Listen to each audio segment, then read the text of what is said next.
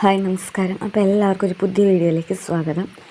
ഇന്നത്തെ വീഡിയോയിൽ നമുക്ക് ചിക്കൻ കട്ട്ലേറ്റാണ് ഞാൻ ഉണ്ടാക്കി കാണിക്കുന്നത്.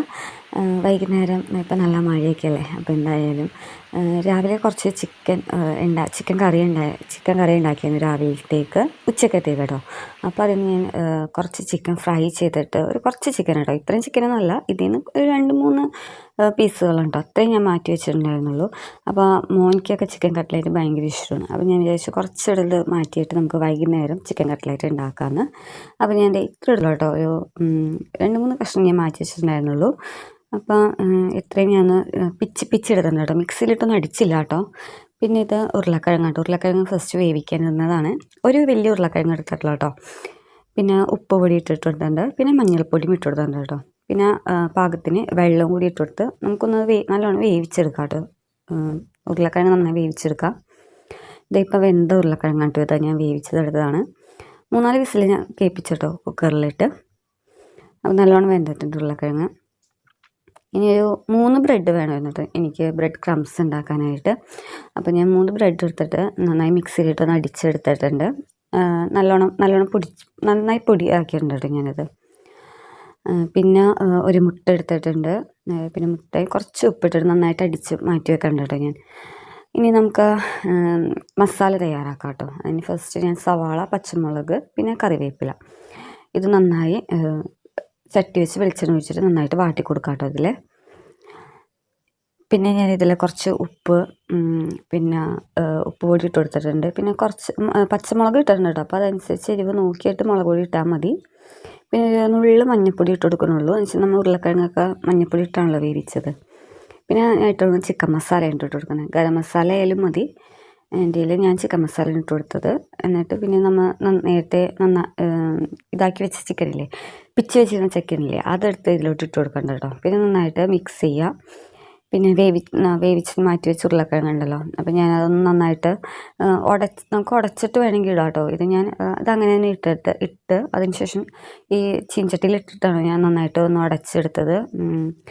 ചട്ടകം കൊണ്ട് നന്നായിട്ട് ഉടച്ചിട്ട് ഞാൻ എന്നിട്ട് എല്ലാം കൂടി നന്നായിട്ട് മിക്സ് ആക്കാം കേട്ടോ.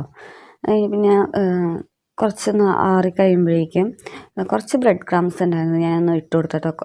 അപ്പം കുറച്ചും കൂടി ഒന്ന് കട്ടിയാവാൻ വേണ്ടി, നമുക്ക് കട്ട്ലേറ്റിൻ്റെ ഷേപ്പ് ആക്കാൻ വേണ്ടിയിട്ട് ഞാൻ കുഞ്ഞ് കട്ട്ലേറ്റാണ് ഉണ്ടാക്കിയത്, അധികം വലിപ്പമില്ലാത്തത്. അപ്പം കുട്ടികൾക്ക് കുഞ്ഞ് കട്ട്ലേറ്റൊക്കെ കാണുമ്പോൾ ഇഷ്ടമാവുമല്ലോ കഴിക്കാനായിട്ട്. അപ്പം ഞാൻ മോനിക്ക് ചെറുതാണ് ഇഷ്ടം, അതുകൊണ്ടാണ് കേട്ടോ അങ്ങനെ ഉണ്ടാക്കിയത്. അപ്പോൾ ഇത്രയും വലിപ്പത്തിൽ ഞാൻ ഉണ്ടാക്കിയിട്ടുള്ളൂ. അപ്പോൾ ഇത്രയും ഉണ്ടായിരുന്നിട്ടുള്ളൂ കേട്ടോ കട്ട്ലേറ്റ്. ഞാൻ അത്രയും ചിക്കൻ കഷ്ണമല്ലേ, നമുക്ക് കുറച്ചല്ലേ ഉണ്ടായിരുന്നുള്ളൂ. പിന്നെ ഞാൻ ഫസ്റ്റ് ഒന്ന് മുട്ട ഉണ്ടല്ലോ അതിലൊന്ന് മുക്കിയിട്ട്, പിന്നെ ബ്രെഡ് ക്രംസ് നന്നായിട്ട് എല്ലാ ഭാഗത്തും ആക്കാം കേട്ടോ. എല്ലാ സൈഡിലും ആക്കാം. അത് കഴിഞ്ഞ് നമുക്കൊരു ചട്ടി വെച്ച് ചൂടാക്കാം. ചട്ടി വെച്ച് ചൂടാക്കി കഴിയുമ്പോഴേക്കും നമ്മൾ ഈ കട്ട്ലേറ്റ് നേരെ വെളിച്ചെണ്ണയിലിട്ട് ഇട്ട് കൊടുക്കാം കേട്ടോ. നന്നായിട്ട് ചൂടായതിന് ശേഷം ഇട്ട് കൊടുക്കാം കേട്ടോ. ഒട്ടും നമുക്കിത് വെളിച്ചെണ്ണ കുടിക്കുക അങ്ങനെയൊന്നും ചെയ്യില്ല കേട്ടോ.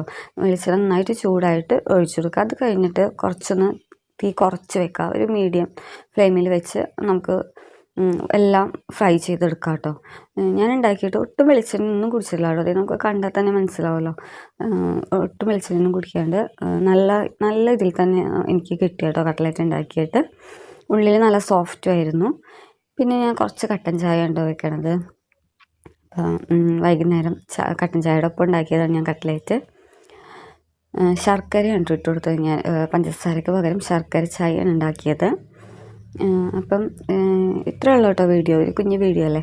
അപ്പം വീഡിയോ എല്ലാവരും കണ്ട് ഇഷ്ടപ്പെട്ടെന്നുണ്ടെങ്കിൽ ഒന്ന് ലൈക്കും സബ്സ്ക്രൈബൊക്കെ ചെയ്യുക കേട്ടോ. അതേപോലെ കമൻറ്റ് ചെയ്യുക. അപ്പോൾ ഇത്രയേ ഉള്ളൂ വീഡിയോ. അപ്പം നമ്മുടെ ചൂട് ചായ ആയിട്ടുണ്ട്, പിന്നെ കട്ട്ലേറ്റും ആയിട്ടുണ്ട് കേട്ടോ. ഞാനിപ്പോൾ 3 മോനിക്ക് എടുത്ത് വെച്ചതാണ് കേട്ടോ. അപ്പോൾ ഇത്രയേ ഉള്ളൂ. അപ്പോൾ വീഡിയോ ഇഷ്ടമെന്ന് വിചാരിക്കുന്നു കേട്ടോ. അപ്പോൾ അടുത്ത വീഡിയോയിലേക്ക് വീണ്ടും കാണാത്തിരിക്കും. ബൈ.